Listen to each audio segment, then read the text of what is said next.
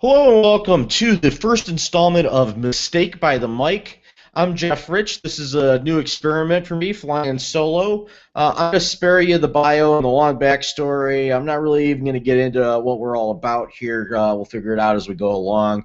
Let's just say I'm going to talk about different things related to sports, probably some of them in Cleveland, where I'm from, some of them in Phoenix, where I live. But we're going to start off with the Cleveland football Browns, and I'm coming to you on September 22nd. This is not a victory Monday in Cleveland, unfortunately. They suffered a 23-21 defeat at the hands of the Baltimore Ravens on Sunday at First Energy Stadium, and it was a heartbreaker. Perhaps not the heartbreaker that we're accustomed to as Browns fans, but anytime you lose a division game, be it to the Steelers, Ravens, Bengals, it's always a little bit of a dagger through the heart. A little more so this year than maybe in past years, just because I think that Browns fans have a new level of optimism, and especially coming off a win over the New Orleans Saints the week before.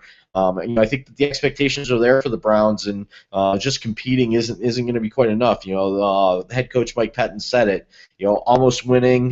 There's a word for that, and it's losing. And vice versa too. They almost lost to the Saints, but almost losing is technically winning. So. But let's get into it. The Ravens come into this game with a lot of baggage. Maybe John Harbaugh, their head coach, kept it away from them. Kept their focus on football.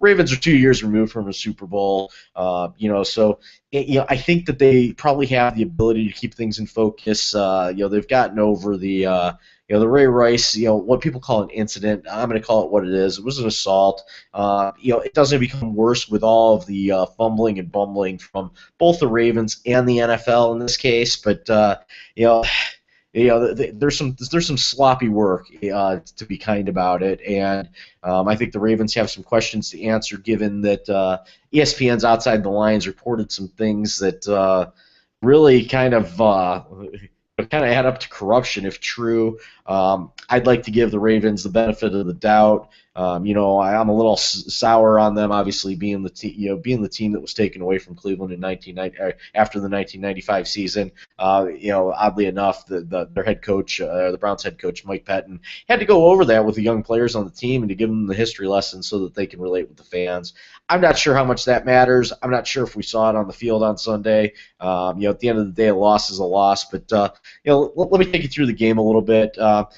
First of all, two quarterbacks. Going into the year, you have one that's going to be defined as elite in Joe Flacco. You have another one that's really an unknown commodity, unproven, perhaps known as a seat warmer for the hot rookie Johnny Manziel that they drafted with the 22nd pick in the draft back in May. But to watch this game, with the game in the books, even though Baltimore won, I'll tell you, if you only knew player X and player Y, the guy in the white shirt and the guy in the purple shirt, I don't know that you'd be able to identify the guy in the purple shirt, Joe Flacco, necessarily as the guy that's supposed to be elite, especially given his play, especially given the play of the guy that nobody wants to respect, Brian Hoyer, who played a really good 3 quarters of football, ended up with pretty good numbers. I think he was 19 of 25 passing.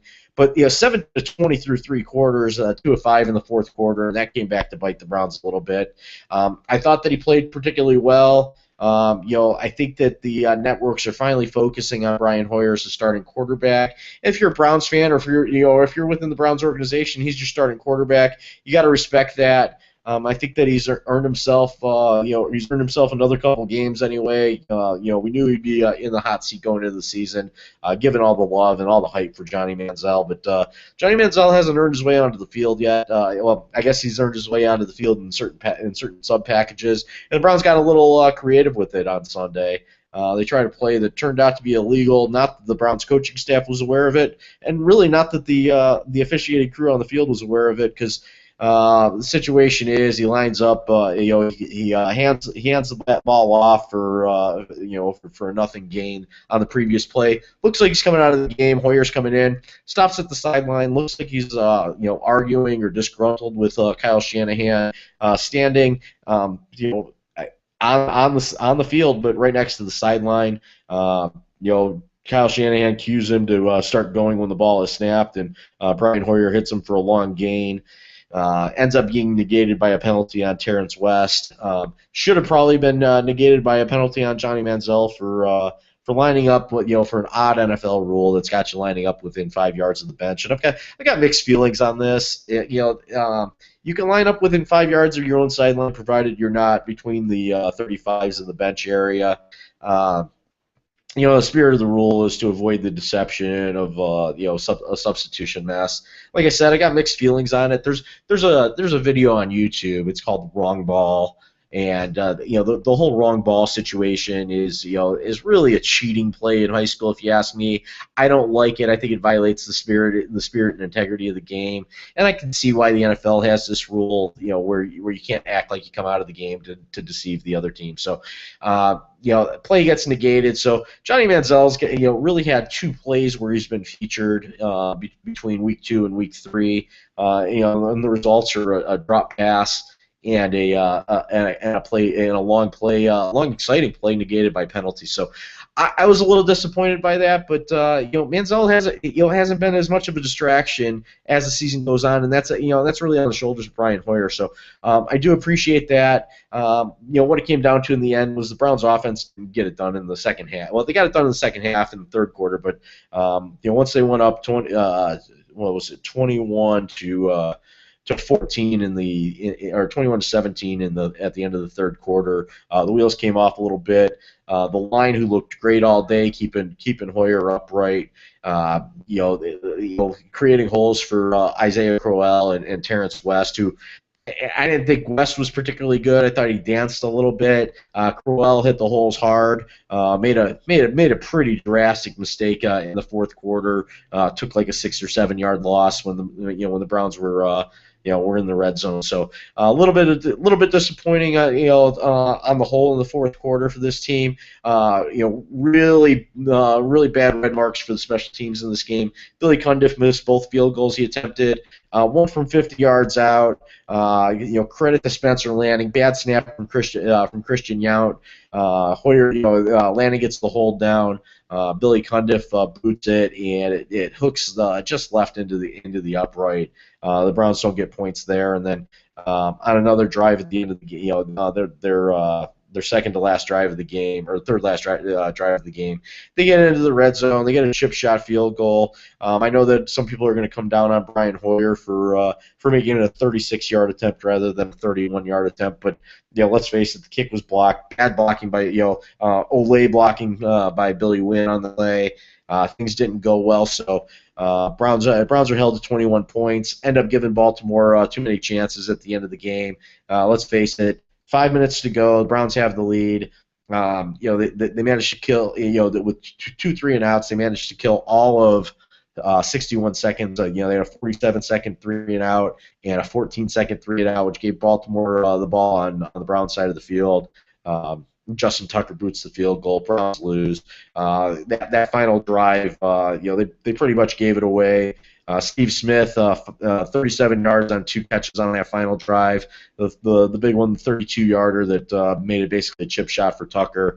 Joe Hayden got beat. And the Browns were just brutalized by penalties all day. Mike Patton took blame for the loss, and that's really it really was on him. A lot of penalties, a lot of bad discipline from a defensive-minded coach who was supposed to teach these guys not to hold throughout the year. So the Browns fall to 1-2. The Ravens jump up to 2-1.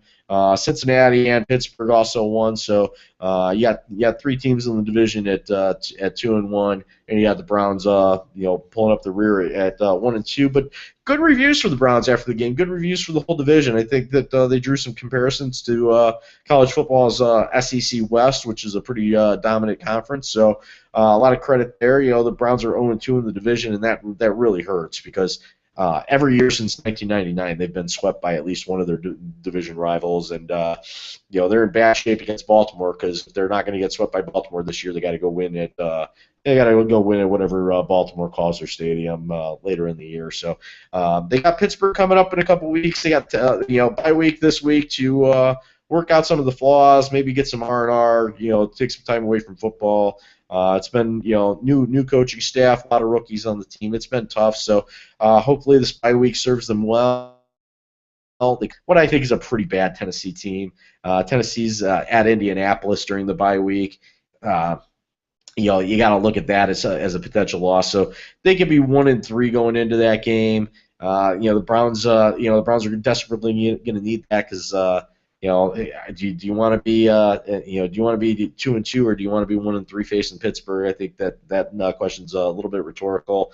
Pittsburgh, who looked really bad in the second half against the Browns, looked really bad in a Week 2 loss against the Ravens, bounced back on Sunday Night Football against Carolina. Big win there. I think the final was 37-13. Not much going on for them the next couple of weeks in the way of threats. They've got Tampa Bay at home and they go to Jacksonville, so it's pretty conceivable that the Browns will be entering their fifth game facing a Pittsburgh team that could be 4-1 going in. So hopefully they adjust. I think that the good news is it's a lot better than it's been. The bad news is 1-2 is still 1-2.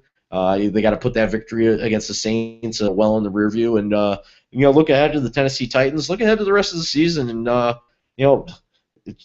don't set the goal at 7-9. Don't set the goal at 6-10. They haven't won as many as 6 games since 2007. So 6-10 would be progress, but I think that this team is built to to play into December and play meaningful games in December and maybe even January. So we'll see how it goes. 3 quarters of great football from not only Brian Hoyer, but the Browns on the whole. I didn't think the defense, though, did a particularly good job. I don't think that they've been all that great the last 2 weeks. They got beat up by Jimmy Graham. They got beat up by a guy named Lorenzo Taliaferro.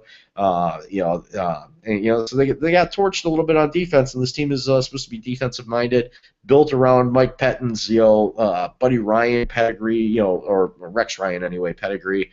So I'm looking forward to the next football game. So they could very easily be 0-3. They could very easily be 3-0. All 3 of their games have ended on last-second field goals. Came out victorious once and came out on the grabbing the dirty end of the stick in some other cases. So glass. I don't know. Glass half full, glass half empty. I don't know where Browns fans are at. I think that I like what Brian Hoyer's shown us. I think that I'm not against Johnny Manziel. I'm just against him getting on the field right away. He's one of those players that's going to be dynamic, but can definitely learn a thing or two from an NFL bench. So the longer they prolong his start, the better for the welfare of the Cleveland Browns, and in turn the welfare of the Cleveland Browns fans, myself included. So, 2014 season. It's been interesting. It should continue to be interesting. That's all I got for you this week. Really want to keep these things brief. I see that we're headed towards the 14-minute mark here, so let's wrap it up. Just a few plugs for me. I'm at JRich Radio on Twitter. Still kind of loosely associated with the More Than a Fan network. MoreThanAFan.net, CFBRoundtable.com. Catch me Sunday mornings on Sports Byline. You can get that on the TuneIn Radio app, or at sportsbyline.com. That runs from 11 a.m. to 1 p.m. Eastern. That's 8 a.m. for me out here in Arizona, at least until the clocks change. But check that out, sportsbyline.com.